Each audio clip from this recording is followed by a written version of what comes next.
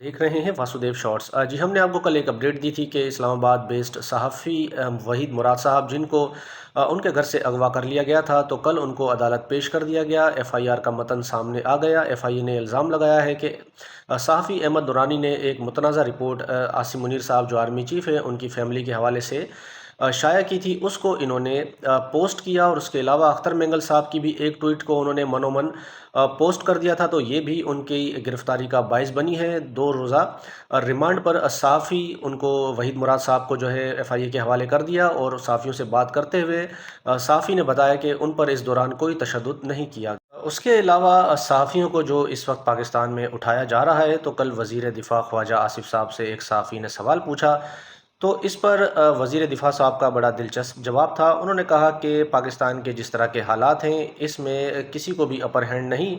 सियासी लोग भी कभी कभी लिमिट क्रॉस कर जाते हैं, और सहाफ़ी भी जो है वो कई बार अपनी हद पार कर जाते हैं, तो फिर इस तरह के मामलात होते हैं। और सहाफ़ी तंजीमें पाकिस्तान में इंसुलेटेड तो नहीं, ऐसा कहना था वज़ीर दिफ़ा साहब का।